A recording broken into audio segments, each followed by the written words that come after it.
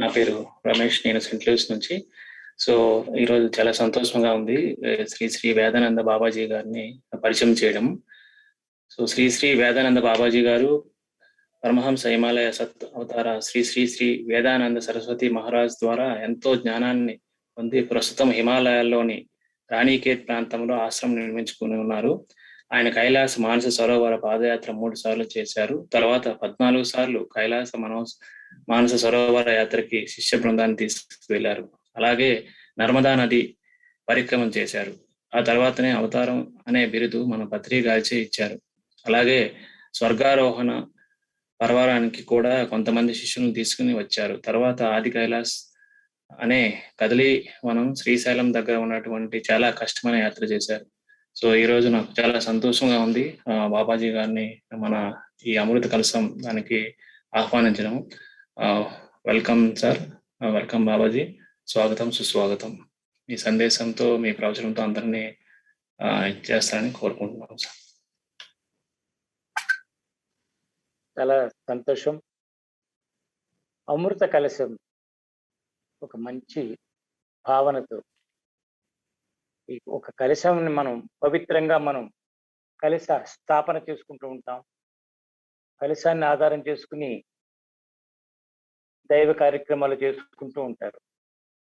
కాబట్టి ఈరోజు ఇలాగా ఒక మంచి సంకల్పంతో అమృత కలశం అనే ఒక కార్యక్రమం, ఆనందో బ్రహ్మ అనే భావన సంకల్పం చాలా సంతోషం. మనం గురువుల యొక్క అనుగ్రహంతో వారిచ్చిన జ్ఞానాన్ని పంచుకుందాం. ఒక 3 సార్లు ఓంకారం చెప్పుకుందాం.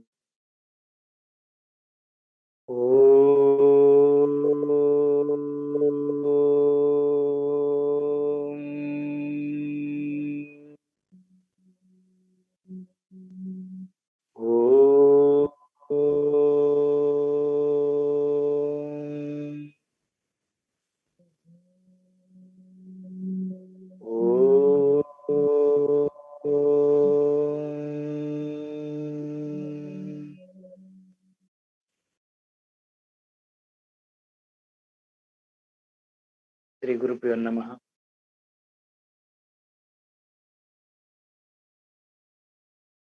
ఆనందో బ్రహ్మ చాలా చక్కటి మహావాక్యం ఇది.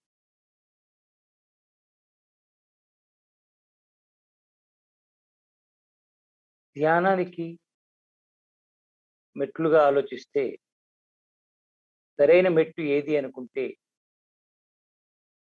ఆనందం. ఆనందం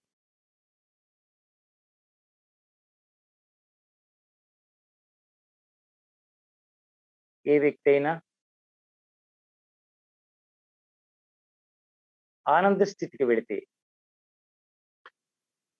ఆనంద స్థితిలో ఉంటే సాధనలో అన్నీ కుదిరిపోతాయి. సాధన కుదిరిపోతుంది.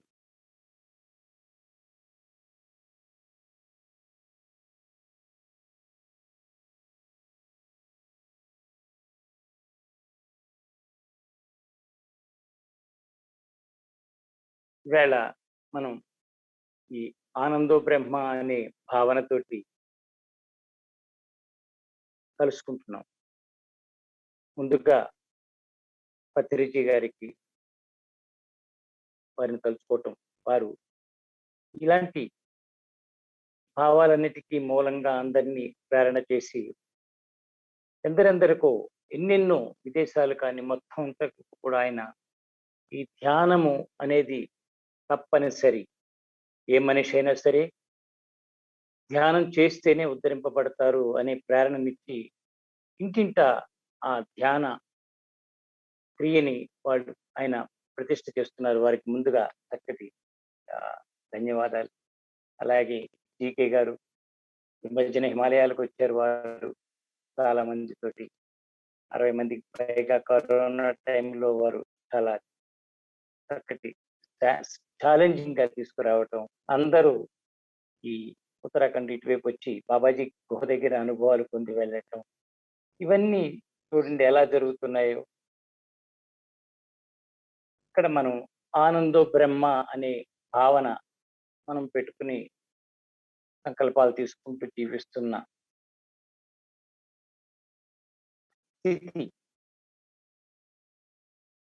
అందుకనే సాయినాథుడు కూడా చెప్తారు సచ్చరిత్రలో ఒక చోట, మనిషి లక్ష్యం ఏమిటి అంటే మోక్షం, ముక్తి, మరొకటి మరొకటి అనుకుంటారు. కాదు, ఆనంద స్థితి అంటాడు ఆయన.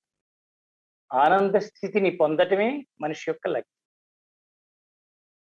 ఆనంద స్థితి కావాలి. ఆనంద స్థితి ఎలా వస్తుంది? ఇక్కడ మనం ప్రశ్నించుకుంటే ఆనంద స్థితి ఎలా దొరుకుతుంది? కొంతమంది అంటారు ఆస్తులు సంపాదించుకుంటే ఆనందం, ఉద్యోగం లేని వ్యక్తికి ఉద్యోగం వస్తే ఆనందం, ఆరోగ్యం లేని వాడికి ఆరోగ్యం వచ్చేస్తే ఆనందం, పెళ్లి కాని వాళ్ళకి పెళ్లి జరిగితే ఆనందం. ఇలాగా ఆనందాన్ని రకరకాలుగా వాళ్ళ వాళ్ళ స్థాయిలో చెప్పుకుంటూ ఉంటారు. ఏదైనా ప్రాపంచికంగా మనం ఆనందాన్ని ప్రాపంచికంగా, ఇక్కడ ప్రపంచకం అంటే మళ్ళీ రకరకాల ప్రపంచాలు ఉన్నాయండి. దృశ్య ప్రపంచం ఒకటి, దేహ ప్రపంచం ఒకటి, మనో ప్రపంచం ఒకటి. ఇవన్నీ ప్రపంచాలే. దృశ్య ప్రపంచం లిమిటెడ్, దేహ ప్రపంచం లిమిటెడ్, మనో ప్రపంచం కొంచెం కొంచెం విశాలం. అక్కడ కూడా దానికి కూడా లిమిటెడ్నెస్, హద్దులు ఉన్నాయి, పరిమితులు ఉన్నాయి. సో ప్రాపంచికంగా మనం కోరికలని, పెరుగుతున్న కోరికలని పెంచుకోవటం ఒక ఎత్తు, పెరుగుతూ ఉంటాయి. ఆ పెరుగుతున్న కోరికలని మనం తీర్చుకుంటే ఆనందం అని అనుకుంటాం. మరి ఒకటి తీరేగా ఆనందం వచ్చేసేయాలి కదా, ఇంక స్థిరపడిపోవాలి కదా, ఆనంద స్థితిలో ఉండాలి కదా. ఒక కోరిక తీరే ఎంతమందికి తీరుతోంది? ఎంతమందికి అక్కడ ఆగుతున్నారు? అంటే ఇక్కడ నేను ఎప్పుడు చెబుతాను, నా అనుభవ ప్రకారం పరిశీలన, అవగాహన. పరిశీలన కావాలి, అవగాహన కావాలి. ఒక కోరిక పుట్టినా తప్పు లేదు, ఒక ఆలోచన పుట్టడం సహజం. ప్రతి మనిషి ఆనందం కావాలని అనుకుంటాడు, కానీ నాకు దుఃఖం కావాలి, బాధ కావాలి అనుకోరు. ఆనందం, సంతోషం ఇవన్నీ ప్రతి వ్యక్తికి కావలసినవి. కానీ ఏ రకంగా మనం వాటి కోసం ప్రయత్నం చేస్తున్నాం, ఏ రూపంలో, ఏ పద్ధతిలో వాటిని మనం ఆశ్రయిస్తున్నాం, ఆస్వాదిస్తున్నాం మనం అనేది ఇక్కడ పరిశీలన కావాలి, అవగాహన కావాలి. దీన్నే మహావతార్ బాబాజీ అంటారు సెల్ఫ్ రియలైజేషన్. సెల్ఫ్ రియలైజేషన్, ఆత్మ అవగాహన, ఆత్మ జ్ఞానం, ఆత్మ సాక్షాత్కారం. మనల్ని మనం దర్శించుకోగలిగితే, మనల్ని మనం తెలుసుకోగలిగితే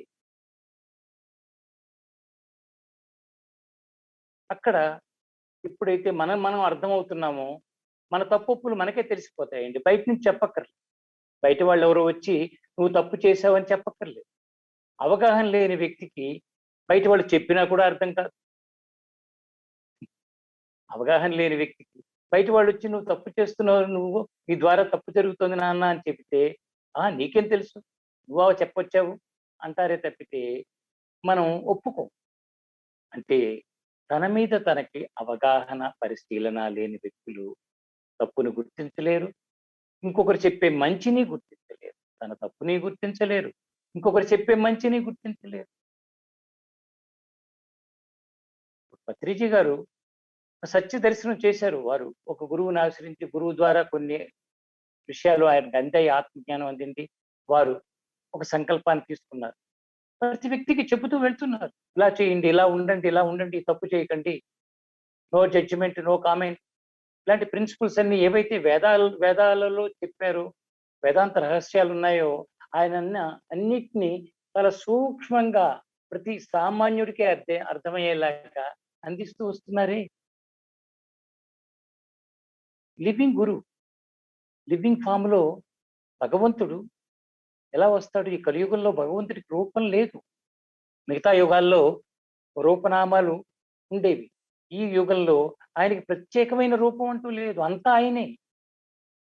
భగవంతుడు సర్వవ్యాపి, సర్వవ్యాపకుడు, సర్వాంతర్యామి, సర్వజ్ఞుడు.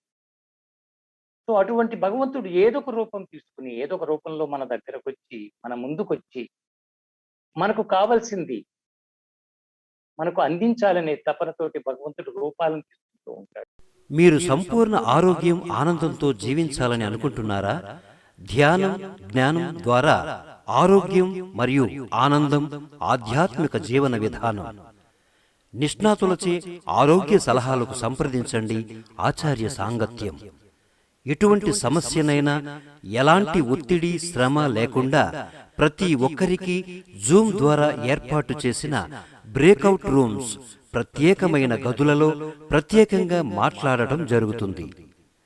ప్రతి బుధవారం సాయంత్రం 5 గంటల నుండి 7 గంటల వరకు మరియు ప్రతి ఆదివారం ఉదయం 10 గంటల నుండి మధ్యాహ్నం 1 గంట వరకు. సంప్రదించాల్సిన మా ఫోన్ నంబర్స్ 9246648401 మరియు 9494778981. కాబట్టి ఉదాహరణగా చూస్తే ప్రస్తుత కాలంలో ఎందరో ఋషులు, ఎందరో మహానుభావులు, యోగులందరూ అలాగే వస్తూ ఉన్నారు. ఆది గురువు, పరమ గురువు దత్తాత్రేయుడి దగ్గర నుంచి మొదలుకుని, మన దక్షిణామూర్తి దగ్గర నుంచి ఈ రోజు వరకు మన పత్రిజీ గారి దాకా కూడా గురు పరంపరలు. ఇవన్నీ గురు పరంపరలు. రూపాలు వేరేమో, వేషం వేరేమో, నామాలు వేరేమో, కానీ అంతా ఒక చోట నుంచే. అందుకనే ఆనందో బ్రహ్మ అంటే బ్రహ్మత్వాన్ని అర్థం చేసుకుని, నాలో ఉన్న బ్రహ్మత్వం, ప్రతి వ్యక్తిలో బ్రహ్మత్వం ఉంది. చెప్పాలంటే ప్రతి వ్యక్తి బ్రహ్మత్వంతోటే పుట్టారు, బ్రహ్మత్వం నుంచే వచ్చాం మనం అందరం. ప్రతి వ్యక్తులు ప్రాణులు, సర్వ ప్రాణులు, సృష్టి అంతా కూడా బ్రహ్మస్వరూపం అని చెప్పారు. అంతే కదా, సృష్టి అంతా కూడా బ్రహ్మస్వరూపమే. ఇది మామూలుగా శాస్త్రాల్లో చదువుకుంటున్నాం, కానీ గుర్తించడం, ఇందాక చెప్పాను మీకు, స్థితి అవగాహనతో గుర్తించిన వ్యక్తికి సృష్టి అంతా భగవంతుడు కానిదంటూ ఇక్కడ ఏమీ లేదు.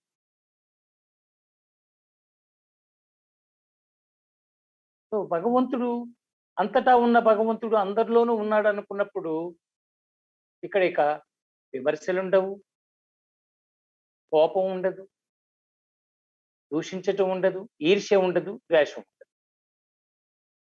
ఏ సాధకుడైనా సరే ఈ లక్షణాలు ఉన్నాయి అంటే, ఒకరిని విమర్శిస్తున్నారు అంటే అతను సాధన చేయటం లేదు, సాధనలో లేడు. గుణదోషాలు జరుగుతున్నాయి అంటే మాట తీరు, మాట చెబుతుంది, చూపు చెబుతుంది, మన నడక చెబుతుంది, మన ప్రవర్తన, ఇవన్నీ చేష్టలన్నీ చెబుతూ ఉంటాయి. మనం సాధకులు అయినా కదా, ధ్యానం చేస్తున్నామా లేదా, ఒక సత్య దర్శనం చేశామా లేదా, ఇవన్నీ ఆనందానికి మెట్టండి. ఆనందం ఎలా దొరుకుతుంది అంటే తన స్థితిని, తన స్వరూపాన్ని, తన ద్వారా జరుగుతున్న క్రియల్ని గుర్తించటమే యోగం. క్రియాయోగం అంటే ఏమిటి? ప్రతి వ్యక్తి క్రియలు చేయక తప్పదు, క్రియలు జరుగుతాయి, కర్మలు క్రియలు చేయిస్తాయి. అంతా ఒక లింక్, చైన్ సిస్టమ్. కర్మ క్రియలను చేయిస్తుంది, క్రియలు విషయ వాసనలు పెంచుతాయి, తగ్గిస్తాయి. విషయ వాసనల వల్ల జన్మలు వస్తూ ఉంటాయి. ఒక జన్మ కర్మలు చేయిస్తుంది, ఒక కర్మ జన్మకి కారణం అవుతుంది. చూడండి, అంత లింక్ ఇది.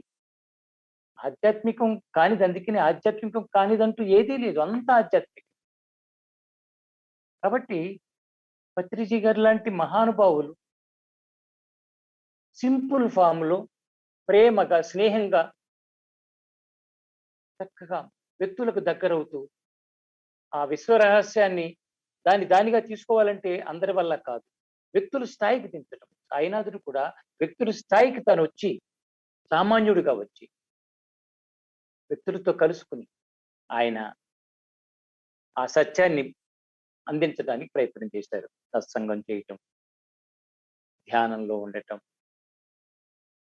సేవాభావాన్ని పెంచుకోవటం, అన్నదానాలు, ఇటువంటివి కావాలి మనిషికి. ఈ క్రియలన్నీ జరిగినప్పుడే కర్మలు తీరుతాయి.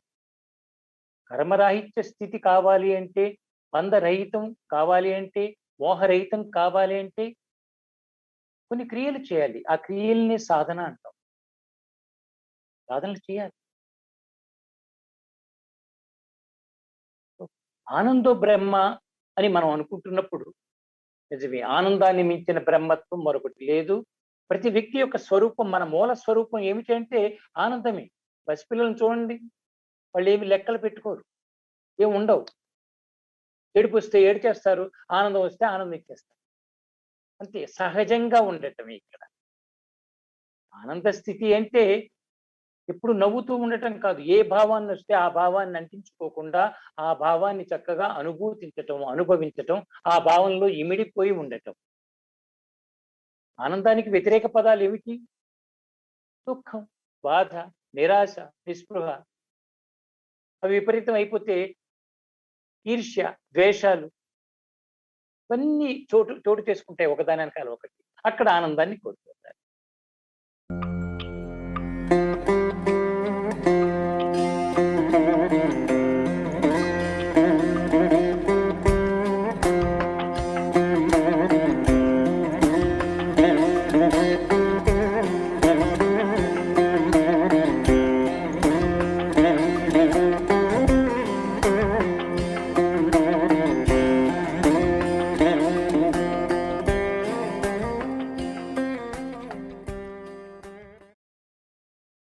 నాకు ఆనందం లేదు, నాకు ఆనందం లేదు. చాలా మంది తనకు ఆనందం లేకపోతే పక్క వాళ్ళని కారణంగా, పక్క వాళ్ళని ముద్దాయిగా చూపిస్తారు. వాళ్ళ వల్ల నా ఆనందం పోయింది, వీళ్ళ వల్ల నా ఆనందం పోయింది. ఎవరి వల్ల? ఎవరి వల్ల ఇంకొకరికి ఏం జరగదు. అందుకని ఆ బ్రహ్మత్వాన్ని తెలుసుకోవాలంటే, ఆ బ్రహ్మ స్వరూపమైన ఆనందాన్ని ధారణ చేయాలంటే, మన హృదయంలో ఉన్న, మన లోపల ఉంది ఒకటి. అదే పేరు పెట్టారు కలశం. హృదయమే కలశం. అమృత కలశం ఎక్కడుందంటే మన హృదయమే అమృత కలశం. అమృత భావాలు, అమృతత్వం.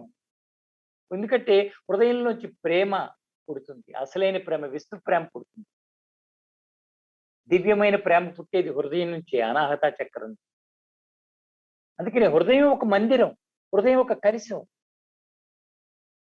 హృదయ స్థానంలో ఒక పీఠం ఉంది. ఆ పీఠం మీద మీరు నమ్ముకునే గురువు, మీరు నమ్ముకునే దైవం, మీరు ఎవరినైతే పవిత్రంగా, అతీతంగా, అద్భుతంగా ఆలోచిస్తున్నారో మీ హృదయంలోనే ఉన్నారు. బయట కాదు, బయట వెతకక్కర్లేదు అసలు. కానీ కొన్ని దశలు మొదట్లో కర్మలలో పుట్టాం కనుక, జీవాత్మలుగా పుట్టాం కనుక మనం రకరకాల గుణదోషాలతో పుట్టాం కనుక కొన్ని క్రియలు చేస్తూ క్లీన్ చేసుకోవటం. ఇవన్నీ ఏమిటంటే శుద్ధి చేసుకోవటం. శౌచము అంటారు. శుద్ధత్వం కావాలి, దేహశుద్ధి కావాలి, చిత్తశుద్ధి కావాలి. ఆత్మ ద్వారా ఉండే శుద్ధత్వం ఆత్మశుద్ధే. కానీ ఆ శుద్ధత్వాన్ని గుర్తించాలి. శుద్ధమైన ఆత్మస్థితికి మనం పరిశుద్ధమైన ఆత్మ అంటారు. పరిశుద్ధమైన ఆత్మస్వరూపులారా అని ఆయన చెప్పేవారు. సో మనం ఈ శుద్ధత్వాలని సాధించడానికి మనం క్రియలు చేయటం, సాధన చేయటం మరొకటి. ఇరుక్కుపోయి ఉన్నాం మనం. కోరికలు ఉన్నాయి, మోహాలు ఉన్నాయి. ప్రవచనాలు ఎన్ని ఇచ్చినా కూడా ఒక సిచ్యువేషన్, సందర్భం వచ్చినప్పుడు దొరికిపోతాం. ఒకరు అవమానించినప్పుడు దొరికిపోతాం. దుఃఖం వచ్చేస్తుంది. మెచ్చుకుంటే పొంగిపోతాం. అదే వ్యక్తి మర్నాడు సరిగ్గా మాట్లాడకపోతే కృంగిపోతాం. అదే ఇక్కడే సాధకుడి స్థితి దొరికి తెలిసేది. ఒక మనిషి ఎదుగుతుంటే విమర్శలు వస్తాయి, రాళ్ళు విసురుతారు, గుర్తించరు. వాళ్ళ స్థాయిలో వాళ్ళు ఆలోచిస్తారు తప్పితే ఆ వ్యక్తి స్థాయిలో, ఆ వ్యక్తి స్థితిని గుర్తించే వాళ్ళు తక్కువ ఉంటారు. అందరూ గుర్తించలేరు. కాబట్టి ఇద్దరు మెచ్చుకుంటే 8 మంది విమర్శిస్తారు. వస్తాయి, రాళ్ళు పడతాయి. ఇవన్నీ మేము అనుభవిస్తున్నవే. నేను మీలాంటి సామాన్యుడిని ఒకప్పుడు. ఒక 30 ఏళ్ల క్రితం, 35 ఏళ్ల క్రితం నేను మీలాగే ఉంటూ ఒక గురువుని ఆశ్రయించి, గురు పరంపరలో పెట్టి, ఆ గురువు చెప్పిన దాన్ని నేను అనుసరిస్తూ నా కోసం నన్ను నేను ఉద్ధరించుకోవాలి, నాలో ఉన్న ఈ దోషాలని నేను శుద్ధి చేసుకోవాలి అనే మార్గం గురువు నుంచి పొంది లివింగ్ గురువు, లివింగ్ గురువు కావాలంట, భౌతికమైన గురువు. ఫోటోలు, విగ్రహాలు ఇవన్నీ కూడా శక్తి స్వరూపాలే. కానీ మనం ఆ వాటి ద్వారా అందుతున్న ఆ సందేశాన్ని, ఆ వాక్యాలని మనకి కరెక్షన్స్ కొన్ని కావాలి. మరి గంటకోసారి మనసు మాయ చేస్తూ ఉంటుంది. ఈ మాయ నుంచి తప్పించుకోవాలంటే మనం మనం చెప్పుకునేందుకు వ్యక్తి కావాలి, మనకి చెప్పేందుకు వ్యక్తి కావాలి. భగవంతుడు అందుకనే భౌతికంగా మారమని మనం కోరుకోవాలి. ప్రధానంగా తండ్రి నువ్వు ఏదో ఒక రూపంలో నాకు రా. పత్రిజీ గారిలా రావచ్చు, మరొకరిలా రావచ్చు, వేదానంద అవ్వచ్చు, దేవానంద అవ్వచ్చు, శివానంద అవ్వచ్చు, ఏదో ఒక రూపం, ఏదో ఒక నామం, సాయిబాబా అవ్వచ్చు, మరొకటి. ఏదైనా రూపాలు నామాలు కాదు, నాకు ఒక ప్రత్యక్ష దర్శనం ఈ తండ్రి, నా స్నేహితుడుగానైనా సరే, ఎలాగైనా సరే ఆయన ఇష్టం, వస్తారు ఖచ్చితంగా. మేనిఫెస్టేషన్, సృష్టి అంతే మేనిఫెస్టేషన్, అవతరణ జరుగుతూ ఉంటుంది. అందుకనే ఈ కలియుగంలో దైవం మానుష రూపేణ అనేసారు. భగవంతుడు ఎలా వస్తాడయ్యా అంటే మనిషి రూపంలో వస్తాడు. సో మనం మనుషుల్ని నిర్లక్ష్యం చేస్తూ మనకు నచ్చిన వాళ్ళనేమో గొప్ప వాళ్ళు అంటాం, మనకు నచ్చకపోతేనేమో ఆ మనిషి దొంగ అనేస్తాం. మనం నచ్చటం మనకంటే మన భావాల పరంగానే చూస్తాం, కానీ వ్యక్తిని వ్యక్తిగా చూస్తే వ్యక్తిలోని శక్తి తెలుసు. ఎప్పుడైతే ఇలాంటివన్నీ జరుగుతూ ఉంటాయో, అంటే దర్శనం కరెక్ట్ గా ఉంటే, మనం అవగాహన కరెక్ట్ గా ఉంటే, ఓపెన్ మైండ్ తో అంటారు, open mind and open heart, హృదయాన్ని తెరిచి కనుక మనం పరిశీలన చేసుకుంటే ఏ వ్యక్తి ఇక్కడ తప్పు కాదు, ఏ వ్యక్తి కాదు. ఒకవేళ తప్పు చేస్తున్నాడు, వాడి కర్మలు వాళ్ళు అనుభవిస్తారు. ప్రతి చర్యకి, ప్రతి చేష్టకి, ప్రతి ఆలోచనకి ఫలితం తనకు తాను అనుభవించాల్సి వస్తుంది. మనం ఏమి చెప్పక్కర్లేదు, తనకు అనుభవంలోకి వస్తుంది, ఖచ్చితంగా అనుభవంలోకి వస్తుంది. గుర్తుపెట్టుకోండి, మనం చెప్పక్కర్లా. ఇప్పుడు చేయి పెడితే కాలుతుంది, దూరంగా ఉండి మనం చూస్తూ ఉంటే చాలు. అతను కాలి వెంటనే అమ్మో అంటాడు, ఆ వేలు వెనక్కి తీసేస్తాడు ఆ చేయిని. అనుభవం అనుభవం అనుభవం. ఇక్కడ అనుభవం ఇవ్వనిదంటూ ఏది లేదు, ప్రతిదీ అనుభవం. విమర్శిస్తారా, సిద్ధంగా ఉండండి. ఆనందం మనం దొరకకపోవడానికి కారణాలు తెలుసుకుంటే ఒకళ్ళు విమర్శించకూడదు. మనం అనుకున్నవన్నీ పొందేయాలి, మనం అనుకున్నట్టుగానే సృష్టి ఉండాలి. మనంగా ఉండాలని ఆలోచించట్లా, మనం అనుకున్నవన్నీ అవతల వాళ్ళు ఒప్పుకోవాలి. కుదరదు కదా, ఎలా ఒప్పుకుంటారు? ఇలాంటివన్నీ ఎదుర్కొంటే ఒక్కోసారి ప్రయత్నాలు ఫెయిల్ అవుతుంటాయి. అన్ని ప్రయత్నాలు సక్సెస్ కావు. అన్ని మనం పెట్టిన అప్లికేషన్లు అన్ని చోట్ల నుంచి జాబ్ వచ్చే సెలక్షన్ రాదు. కాబట్టి మనం ప్రయత్నిస్తూ ఉండాలి ఓపికతో. బాబానిగా చెప్తారు, సబూరి కావాలి, శ్రద్ధ కావాలి, సబూరి. సో ఆ సహనం అనేది కావాలి. మీరు సంపూర్ణ ఆరోగ్యం ఆనందంతో జీవించాలని అనుకుంటున్నారా? ధ్యానం జ్ఞానం ద్వారా ఆరోగ్యం మరియు ఆనందం ఆధ్యాత్మిక జీవన విధానం. నిష్ణాతులచే ఆరోగ్య సలహాలకు సంప్రదించండి ఆచార్య సాంగత్యం. ఎటువంటి సమస్యనైనా ఎలాంటి ఒత్తిడి శ్రమ లేకుండా ప్రతి ఒక్కరికి జూమ్ ద్వారా ఏర్పాటు చేసిన బ్రేక్అవుట్ రూమ్స్, ప్రత్యేకమైన గదులలో ప్రత్యేకంగా మాట్లాడటం జరుగుతుంది. ప్రతి బుధవారం సాయంత్రం 5 గంటల నుండి 7 గంటల వరకు మరియు ప్రతి ఆదివారం ఉదయం 10 గంటల నుండి మధ్యాహ్నం 1 గంట వరకు. సంప్రదించాల్సిన మా ఫోన్ నంబర్స్ 9246648401 మరియు 9494778981. సహనం ఎవరికి వస్తుంది, శ్రద్ధ ఎవరికి వస్తుంది? సత్య దర్శనం చేసిన వాళ్ళకి, ఈ సృష్టి యొక్క, సమాజం యొక్క, ప్రకృతి యొక్క, దైవం యొక్క సత్యాన్ని గుర్తించిన వాళ్ళకి ఆ శ్రద్ధ వస్తుంది. శ్రద్ధ ఉన్న వాళ్ళకి సత్యం తెలుస్తుంది. కనుక ఆనందంగా ఉంటారు. ఆనందం బ్రహ్మ అంటే ఆ బ్రహ్మత్వాన్ని, మనలో ఉన్న బ్రహ్మత్వాన్ని, ప్రతి వ్యక్తి బ్రహ్మత్వంతో పుట్టాడు కనుక నాలో బ్రహ్మత్వం ఉందే ఉంటుంది. ఏమిటది? అందుకని మనల్ని మనం పరిశీలించుకోవటం, self realisation. What I am, how I am, I am. అహంకారపూరితమైన ఆ భావనలో ఐ అని చెప్పుకోవటం వేరు, పరిశీలనలో మనల్ని మనం ఉద్ధరించుకోవటంలో, మనల్ని మనం తెలుసుకోవటంలో వాటయ్యామని. అద్దం దగ్గరికి వెళ్ళి నేను ఎలా ఉన్నాను అని అద్దంలో చూసుకుని, ఓహో! బాగాలేదు అని జుట్టు సర్దుకుని, మరొకటి సర్దుకుని, బొట్టు పెట్టుకుని ఇవన్నీ చేసుకుంటూ ఉంటాం. అంటే మనల్ని తీర్చిదిద్దుకుంటున్నాం మనం. అద్దం అనేది మనకొక ప్రతిబింబం మనల్ని మనల్ని చూపిస్తోంది. అలాగా ధ్యానం అనేది ఒక అద్దం. సద్గురువు అనేది ఒక అద్దం. మహాత్ములు వీళ్ళందరూ కూడా మనకి అద్దంలా ఉపయోగపడతారు కదా! మనల్ని మనకి చూపించడానికి వాళ్ళందరూ వస్తున్నారు. అంతేకాని వాళ్ళేదో మన నుంచి లాక్కోవడానికి, సంపాదించుకోవడానికి వాళ్ళకేం లోటు. వాళ్ళ స్థితిలో వాళ్ళుంటారు.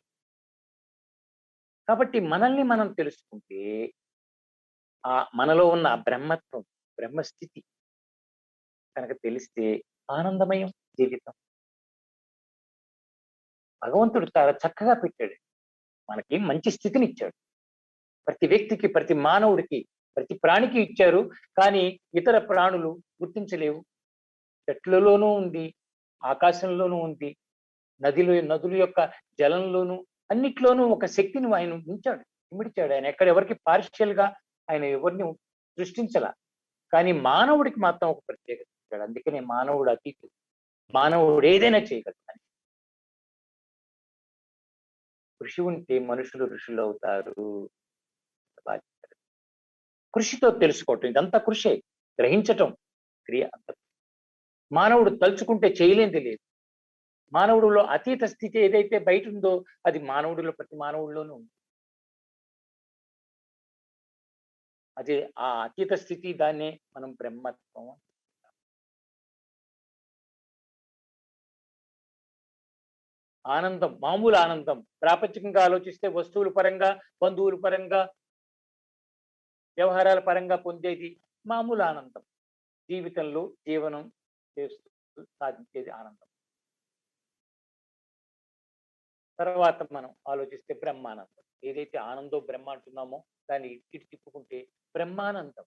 అంటే బ్రహ్మత్వాన్ని గుర్తించి, లోపల ఉన్న అంతర్ముఖమై బ్రహ్మత్వాన్ని గుర్తించి మనం జీవిస్తూ ఉంటే బ్రహ్మానందం మనకు దొరికిపోతుంది. అక్కడ కొంచెం ఈ ఈ ప్రాపంచిక వ్యవహారాల నుంచి దూరంగా వెళ్ళగలుగుతాం. ఆ తర్వాత పరమానందం, పరతత్వం, పరమతత్వం. మనం పరమాత్మలోంచి వచ్చిన భాగం, మనం స్థితి మనది. మనుషులు అనేది చాలా లీస్ట్ చిన్న స్థితి అది. మనిషిగా ఆలోచిస్తే ఆ మనిషి లోపల ఉన్న, మానవుల లోపల ఉన్న అసలు స్థితి, అతీత స్థితి, అద్భుతమైనది ఏది అంటే పరమాత్మ తత్వం. అదే ఆత్మతత్వం, పరమాత్మ తత్వం. ఈ వ్యక్తి ఆత్మస్వరూపం.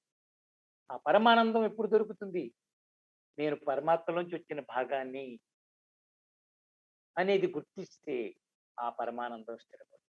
అప్పుడు ఈ గుణాల మధ్యన, ఈ వీటి మధ్యన విమర్శలకి, దేహానికి, మనసుకి వీటి పరిమితులు జీవించం. వాటి ద్వారా జీవిస్తూనే ఉంటాం కానీ అక్కడ దేన్ని అంటించుకో. పరమానంద స్థితిలో, ఆనంద స్థితిలోనే ఉంటాం. ఎవరినైనా సరే ప్రేమిస్తాం, క్షమిస్తాం. ఓహో! ఇలా ఉన్నాడా అనుకుంటూనే ఉంటాం తప్పితే మనం ఎవరిని నిందించం. వాళ్ళు మనల్ని నిందించినా కూడా మనం స్పందించం. ఓహో! పాపం వాడు జ్ఞానం లేదు, అవగాహన లేదు. నా సత్యం వాడికి ఎలా తెలుస్తుంది? తెలియలేదు పాపం అనుకుంటామే తప్పితే వాడు నిందిస్తున్నాడు అనుకోరు. అందుకనే సాధువులు నిందలొచ్చినా, మరొకటొచ్చినా గురువులు వాళ్ళు, enlightened masters never worry, never feel సారో.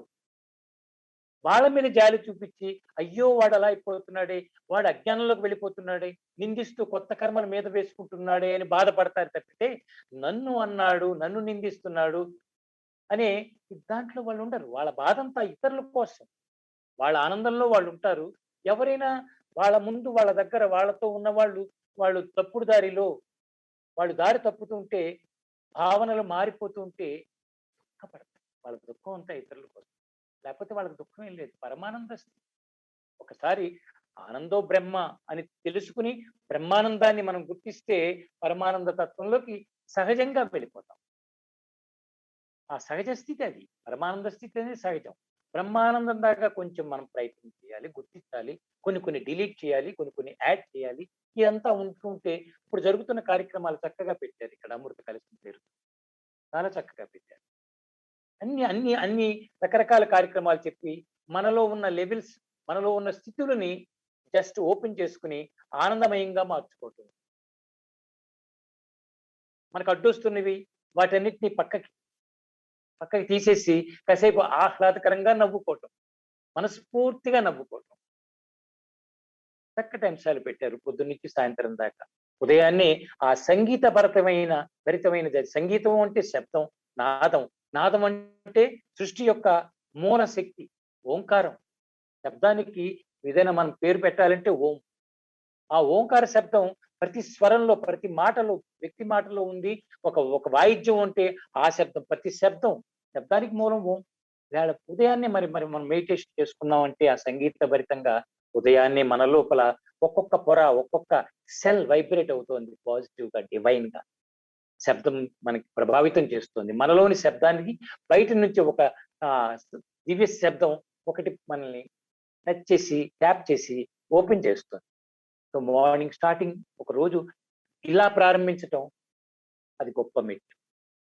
సో ఒక్కొక్క మెట్టు ద్వారా ఒక్కొక్కటి పొరని మనం తీసుకుంటూ వెళ్ళటమే చక్కటి సాధన క్రియలు ఇవన్నీ. కానీ ఇక్కడ మనం చిన్నవి చేసుకుంటూ ఆనందం పొందటం, ఒక చాక్లెట్ ఆనందాన్ని ఇస్తుంది, సైకిల్ కొనుక్కుంటే, కొత్త స్కూటర్ కొనుక్కుంటే ఆనందాన్ని ఇస్తుంది, ఒక ఇల్లు కట్టుకుంటే, ఇవన్నీ ఎంతవరకు, ఎలాంటి ఆనందం? శాశ్వత ఆనందం వేరు, ఈ తాత్కాలికమైన ఆనందాలు వేరు.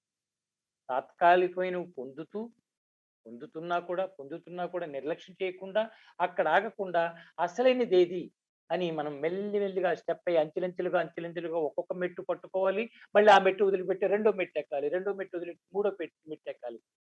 అలా మెట్లు ఎక్కుతూ ఉంటే మనం అనుకున్న ఆ ఉత్తమ స్థితి, ఆ హైట్కి చేరగలం, శిఖరానికి చేరగలం, ఆ గోపురం దగ్గరికి వెళ్ళగలం.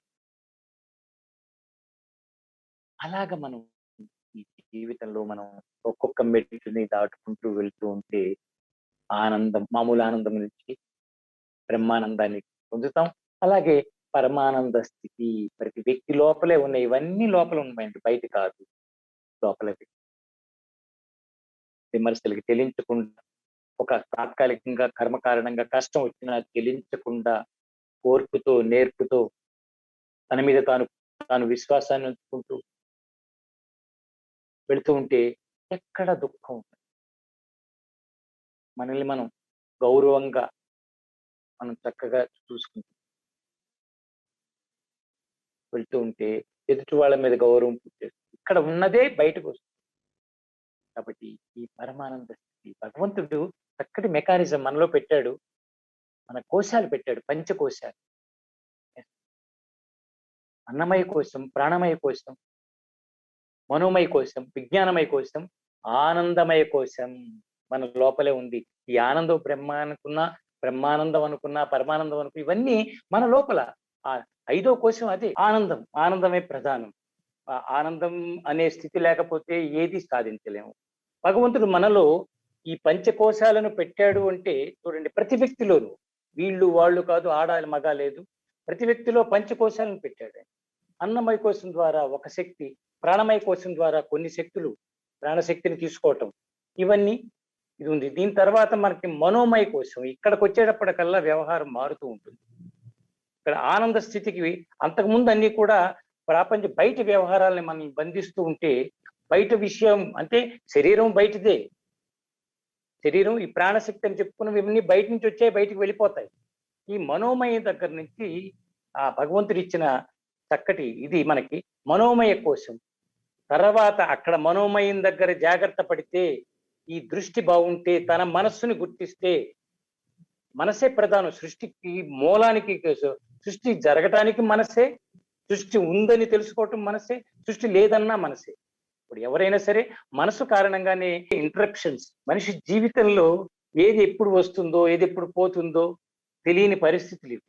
ప్రణాళికలు మనం ఎన్ని అనుకున్నా కూడా మనం ఈ మనోమయ కోశాలు దగ్గర వచ్చినప్పుడు ఎరుక రావటం, అదే విజ్ఞానమయ కోశంలోకి వచ్చేటప్పటికల్లా ఏది ఎంతవరకు, ఏది ఎలాగా అనే విశ్వ సత్యం తెలుసుకుని విజ్ఞానమయ కోశం దగ్గర మనం స్థిరపడతాం. ఆ విజ్ఞానమయ కోశం దగ్గర మనం చక్కగా ఆ ఎరుకకు వస్తే కనుక ఆ తర్వాత సత్యం తెలిసిపోతుంది. ఎంత అశాశ్వతమో, బయట ఉన్నవన్నీ, జరుగుతున్నవన్నీ, దృశ్య ప్రపంచం ఎంత అశాశ్వతం, ఈ మానవ జన్మ ఎంత షార్ట్, లైఫ్ ఈజ్ షార్ట్ అంటారు. సో సో ఇది ఎంత చిన్నదో ఇవన్నీ మనకు అర్థమైతే ప్రతి క్షణాన్ని మనం అనుభూతిస్తూ ఆనందమయంగా మార్చుకుంటూ ఈ మనోమయ కోశాన్ని దాటి వచ్చేసాం, విజ్ఞానమయ కోశంలోకి వచ్చాం, అవగాహన వచ్చింది. ఎవరు ఎంతవరకు తోడు, ఎవరు ఎంతవరకు చేయగలరు, అసలు మనిషి లక్ష్యం ఏమిటి, ఇవన్నీ ఎప్పుడైతే విజ్ఞానమయ కోశం దగ్గర గ్రహించామో ఇక సత్యం తెలిసాక నిమిత్త మాత్రం సాక్షిభూతం అంటాడు. అక్కడ ఏమవుతుందంటే ఆనందమయ కోశం ఓపెన్ అయిపోతుంది. ఆ ఆనందమయ కోశం మనల్ని మనం గుర్తించి ఓపెన్ చేసుకుంటూ మెల్లిగా అక్కడికి చేరటానికి ఇలాగా అమృత కలశం అనే పేరుతోటి చక్కటి అమృత భాండం మంచి ఇది భావనతోటి ఈ కార్యక్రమాన్ని రూపుదిద్ది 8 సంవత్సరాల నుంచి చేస్తున్నారు. చాలా సంతోషం. 8వ వార్షికోత్సవం.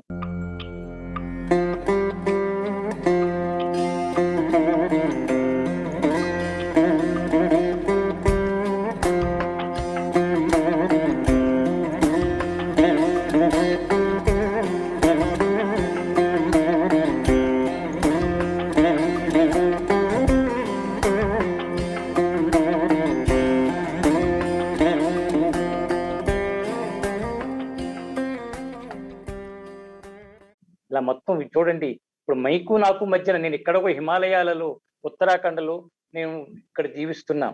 మనకు మధ్యన కనిపించే ఒక వంతెన ఏది అంటే నెట్వర్క్ లేకపోతే ఏమి చేయలేం. అలా అంటే దీన్ని ఇంకో రకంగా చెప్పుకోవాలంటే భగవంతుడు కూడా అప్పుడప్పుడు పరీక్షలు పెడతాడన్నట్టు వస్తోంది పోతుంది.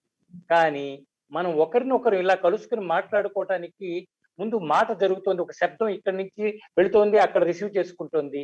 ఏమిటి అంటే ఆనందం. హృదయం ద్వారా ఆనందమే మన మధ్యన బ్రిడ్జి ఈ క్షణంలో జరుగుతోంది. ఆనందంగా ఉన్న వ్యక్తి ఎక్కడికైనా చేరగలడు. ఆనందం స్వరూపంగా మారిన వ్యక్తి యొక్క ఆలోచన విశ్వ సంకల్పాలు సృష్టిస్తుంది. అదే జరుగుతోంది మన పిరమిడ్ మూవ్మెంట్ లో కూడా. చూస్తుంటే అతీతం అసాధ్యం లేదు అని ఎప్పుడు అనిపిస్తుంది అంటే ఆనందంతో నిస్వార్థంగా ఎవరైతే ఆలోచిస్తారో అది సంకల్ప సిద్ధి జరిగిపోతుంది. సో అటువంటి ఆనందమయ కోశాన్ని మనం అందరం కూడా ఓపెన్ చేసుకునే పద్ధతిలో మనం ఇక్కడ ఈ రోజు కలుసుకోవటం జరిగింది. దీన్ని స్వతంత్రం వచ్చింది అంటే నిజంగా స్వతంత్రం అంటే చూస్తున్నాం, నిజంగా స్వతంత్రం వచ్చింది మనకి చాలా ఏళ్ళైంది. కానీ నిజంగానే స్వతంత్రంలో ఉన్నామా లేదా, జీవించగలుగుతున్నామా లేదా? దేశపరంగా స్వతంత్రం అయితే దానికి మళ్ళీ అక్కడ రూల్స్ ఉన్నాయి, పద్ధతులు ఉన్నాయి, అడ్డుకుంటున్నాయి.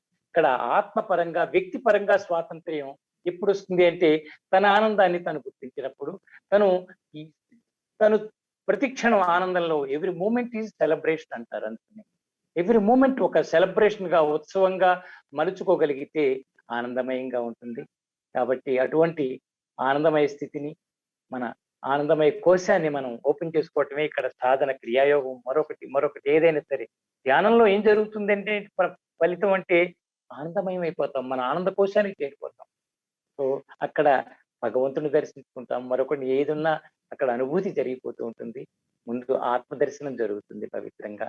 సో ఈ రోజు మీ అందరితోటి కూడా ఇలా పంచుకునే అవకాశం నాకు మీరు ఇవ్వటం, మనం కలుసుకోవటం, ఏది ఎలా ఉన్నా కూడా జరుగుతుందో లేదో, జరగకపోతే ఆనందమే, జరిగితే పరమానందమే అనుకున్నాం. జరగపోయిందా, ఓకే ఆల్ ఈజ్ వెల్ అనుకుంటూ సిద్ధపడుతున్న ఏమీ లేదు. కానీ ఆ లక్ష్మి గారు తన తల్లి ఎన్నిసార్లు ఫోన్ చేసి అలాగని పాపం ఎంతో ఆవిడలో తపన ఒకటి పంచాలి, ఒకటి తీసుకోవాలి బాబాజీ దగ్గర నుంచి, ఆ రోజు కలవాలి అని. సో ఇవే ఆనందమయ స్థితులు అంటే.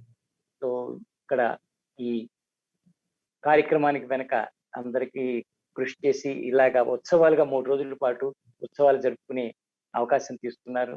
అందరికీ ఆశీస్సులు, హిమాలయ పరంపర నుంచి, హిమాలయ యోగ పరంపర నుంచి అందరికీ ఆశీస్సులు తెలియజేస్తున్నాను. నేను కూడా ఆ దైవాన్ని నమ్ముకుని, గురువుని నమ్ముకుని, గురు పరంపర నమ్ముకుని, సాయినాథుడు నాకు పూర్ణ సద్గురువుగా, నాకు లివింగ్ గురువుగా ఆయన ఉపయోగపడుతున్న వరకు తీసుకొచ్చారు. ఆ పత్రిజీ గారు దొరికాక నాకు ఒక సోల్మేట్, ఆయన మా ఇద్దరి మధ్యన అనుబంధం చాలా బాగుంటుంది. ఎప్పుడు కలిసి నాకు ఊహించుకోవటం. ఈ మధ్యన వారితో మన ఢిల్లీ వచ్చినప్పుడు కూడా కిషోర్ మాట్లాడే అవకాశం ఇస్తే, చెప్పండి స్వామి ఎలా ఉన్నారు బాబాజీ అని, ఆ మాటలోనే అది అక్కడ ఆయనలో ఎప్పుడు చూడండి ఆనందమయ కోశంలోనే ఉంటారు. బ్లిస్, ఆనందమయ కోశం అంటే blissful status, bliss, nothing but bliss అనేది వేరు, ఆనందం వేరు, మన సంతోషం వేరు. ఆ చిదానందం అన్నమాట. బ్లిస్ అంటే చిదానంద స్వరూపం. సో ఆయన మనం మాట్లాడుతుంటే ఇద్దరం ఒక కొంచెం సేపైనా చక్కగా కొన్నేళ్ల ఇది మనం ఒక దొరుకుతుంది ఆయన దగ్గర మాట్లాడుతుంటే. అదే భావన వ్యక్తికి మధ్యన. సో మీ అందరితో ఇలాగా హిమాలయాల నుంచి నేను నా భావాన్ని పంచుకునే అవకాశం దొరికింది. చాలా సంతోషం. అందరికీ ఆశీస్సులు, హ్యాపీ, సంతోషం. All the best. Thank you. I love you all. Very very happy GK గారు. చాలా సంతోషం sir. Happy sir. Thank you very much sir.